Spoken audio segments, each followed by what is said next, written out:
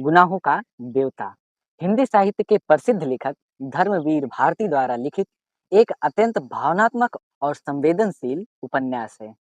इसकी कहानी प्रेम, त्याग, सामाजिक बंधनों और मनुष्य के भीतर चलने वाले भावनात्मक संघर्ष के इर्द-गिर्द घूमती है। कहानी का मुख्य पात्र चंदर है, जो इलाहाबाद विश्वविद्यालय में पढ़ने वाला एक बुद्धिमान लड़का है और अत्यंत संवेदनशील भी है। वह अपने गुरु डॉक्टर शुक्ला के घर पर अक्सर आता जाता है और वहीं मुलाकात होती है उसकी सुधा से, जो कि डॉक्टर शुक्ला की बेटी है।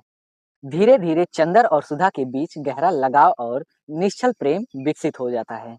दोनों एक दूसरे को बहुत अच्छी तरीके से समझने लगते हैं, परंतु उनका प्रेम कभी खुलकर शब्दों में व्यक्त नहीं हो पाता।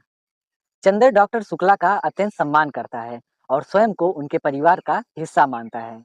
इसी कारण वह अपने प्रेम को मर्यादा और सामाजिक सीमाओं के भीतर दबा कर रखता है। दूसरी ओर सुधा भी चंदर से बेहद प्रेम करती है, लेकिन भारतीय संस्कारों और पिता की आज्ञा को सर्वोपरि मानती है। जब सुधा के विवाह की बात उठती है, तब चंदर अपने मन की बात कहने का साहस नहीं जुटा पाता। वह स्वयं सुधा को समझाता है कि वह अपने पिता की बात न ठुकराए और उनकी इच्छा के अनुसार विवाह कर ले।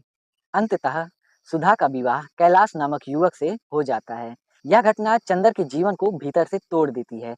वह अकेलापन, पीड़ा और आत्मग्लानि में डूब जाता है। सुधा के विवाह के बाद चंदर का जीवन भटकने लगता है। वह भावनात्मक खालीपन को भरने के लिए पम्मी और बिंती जैसी लड़कियों के करीब आता है, लेकिन उसे कहीं भी सच्चा प्रेम सुकून से नहीं मिलता। वह समझने लगता है कि शारीरिक आकर्षण और वास्तविक प्रेम में बहुत अंतर होता है। धीरे-धीरे चंदर आत्मचिंतन करने लगता है और अपने जीवन के निर्णयों पर पछताता है।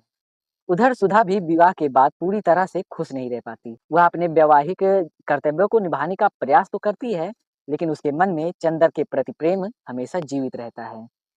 परिस्थितियाँ ऐसी बनती है कि सुधा शारीरिक और मानसिक रूप से कमज़ोर हो जाती है। अंत में उसकी मृत्यु हो जाती है। सुधा की मृत्यु चंदर को पूरी तरह से झकझोर देती है।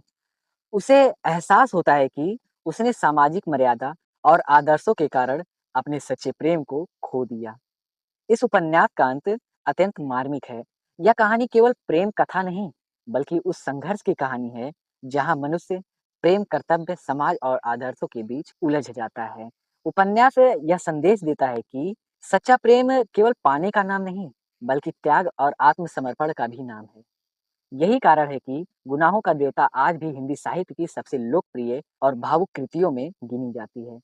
तो दोस्तों, ये था गुनाहों का देवता बुक का सारांश या शॉर्ट स्टोरी। तो अब आपसे मेरा सवाल है कि आप में से कितने